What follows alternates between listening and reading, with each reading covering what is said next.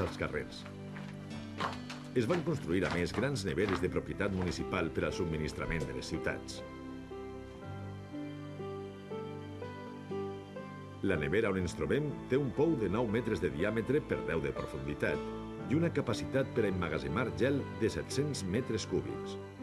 Pràcticament tot el pou està excavat en roca viva i la coberta realitzada en maçoneria i morter es conserva en un estat perfecte.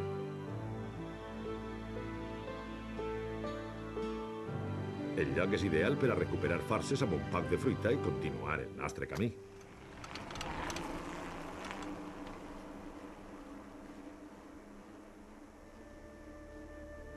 La carretera que ens porta a Alcalà de la Jovada està en bones condicions i amb poc trànsit de vehicles. És ideal per a recórrer-la en bicicleta. En pocs minuts arribem a la desviació on es troba el despoblat morisc de l'Atzuvieta. Per un antic pont arribem a les restes arqueològiques de l'Atzuvieta que es conserven en bon estat. És el poblat morisc més interessant i millor conservat de tota la comunitat valenciana. Els materials de construcció han sigut sempre molt pobres. Les cases dels antics pobladors musulmans apenes es mantenen dretes. L'estructura dels carrers, amb arcs creuats i adaptats a la difícil orografia del terreny, ens recorden les medines del Marroc o dels països islàmics. A l'any 1609 va ser decretada l'expulsió dels moriscos. Els moriscos varen ser els musulmans valencians als que Jaume I els va respectar en la seva cultura i en la seva tradició, encara que uns anys després varen ser obligats a batejar-se. L'expulsió va significar un cop molt dur en l'economia valenciana, ja que va significar una baixada de la població en una tercera part, i estos varen ser embarcats en la seva major part en els ports de Xàbia i de Dénia. Esta zona va ser repoblada majoritàriament per mallorquins, encara que mai més va tornar a tindre la densitat de població que tenia abans.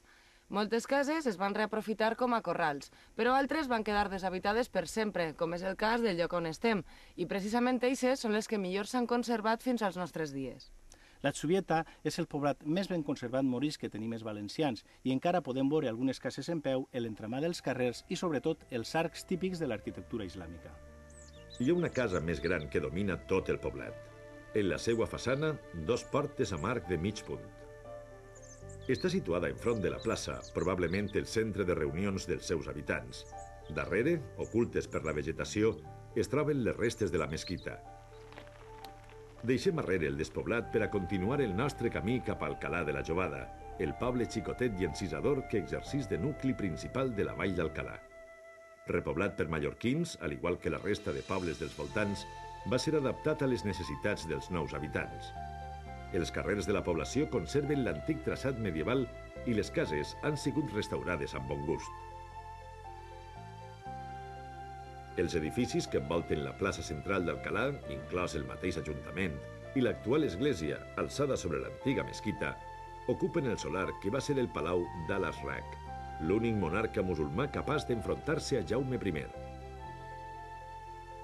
Al-Azraq, vertader senyor i amo d'estes muntanyes, va ser vençut en una batalla a les portes d'Alcoi. El seu rostre es representa en una font de bronze a la mateixa plaça d'Alcalà.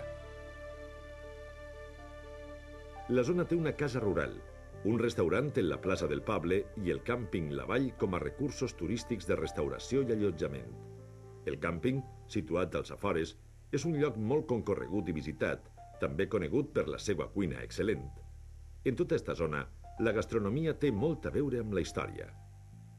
Perquè és una part molt important del legat cultural de cada poble. I, per exemple, en esta zona, en la Vall d'Alcalà, reflecteix molt bé la fusió de 2 herències culturals, la cristiana i la morisca.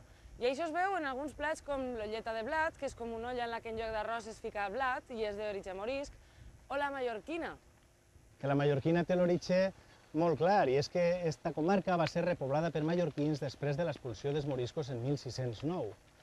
I a més, els noms dels pobles, la toponímia dels mateixos, també té origen, com el cas del poble de Margarida, d'un poble mallorquí. És molt important també fixar-se en el que és el significat dels noms dels pobles. Pensem que Vall d'Alcalà, com diu Oriana, a més fusiona les 2 cultures, la cristiana, el topònim llatí Vall, i també Alcalà, que significa el castell en àrab.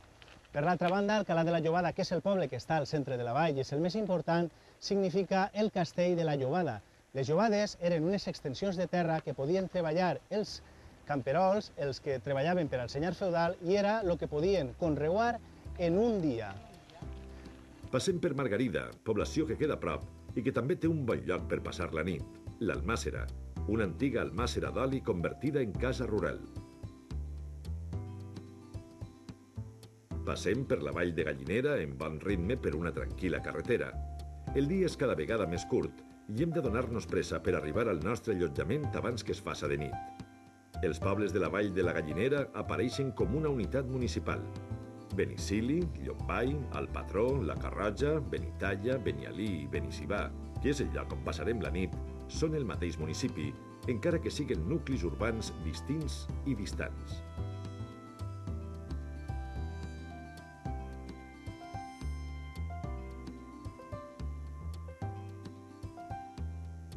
Arribem a Benissibà. Darrere de la plaça de l'església es troba la Casa Gallinera, un magnífic allotjament rural. Situada al mateix centre del poble, és una casa compartida que presta allotjament amb des de Juni i ofereix la possibilitat de reservar-la.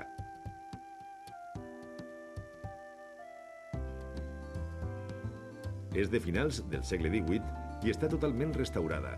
És una ostentació de bon gust i disseny funcional i agradable. Ens trobem amb l'escriptor i periodista Ignasi Mora, autor de diferents novel·les i director de la revista Viajeros. Ignasi ha obtingut nombrosos premis literaris per les seues novel·les, totes elles escrites en valencià. De caire clàssic i personalitat singular, són excel·lents treballs de prosa literària on l'autor ens introduïx al lloc entre la ficció i la realitat. Bueno, clar, jo sempre he tingut els llocs on he viscut com a escenaris de les meues ficcions. I, per tant, la Vall de Gallinera també es va convertir en un escenari principal d'un llibre, d'un dels meus últims llibres, com és Un corrent interminable. Allí es reproduïa un poc el que és, diguem-ne, la toponímia i la descripció de la Vall de Gallinera com a escenari de tots els meus personatges. Hi ha una cosa fonamental en la Vall de Gallinera i és que és l'única vall valenciana que té la forma clàssica d'una vall. És a dir, que és com una mena de barca que la quilla de la qual seria, diguem-ne, el riu i on estan situats els 7 pobles habitats a hores d'ara.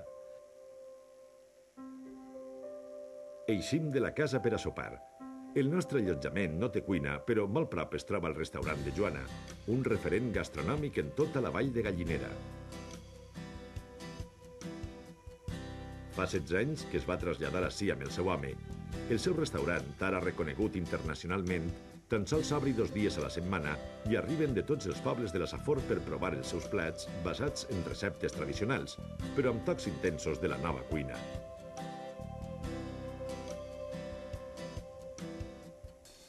Pues jo el que faig és un tipus de cuina tradicional, adaptar als temps d'ara, alleugerint-la de greixos i intenta recuperar els plats que es feien bàsicament ací a la Vall de Gallinera, com és el blat picat i sobretot el que són les coquetes de dacsa, que com que és una base de pa, admet tots els recaptes que li se vulguin donar, com són les anxoves, com són el baejo salat en les herbes silvestres que s'arrepleguen per el camp i tot allò que la imaginació pugui anar donant. La presentació i el bon gust caracteritzen els plats de Joana.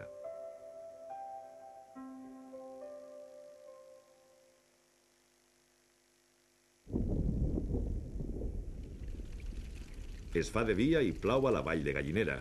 Esperem que millore l'oratge per poder partir. No és el mateix que la pluja ens agafi a mitjan camí que eixir quan ja està plovent. Seria absurd mullar-se sense motiu i estar mullat tot el dia. És raonable esperar que passe per iniciar la tornada cap a Pego. Queda encara molt de camí, però com que tota la tornada es fa per camins asfaltats, el fang no és un problema. Aprofitem la pluja per gaudir de la casa, llegir o xerrar amb els seus amos.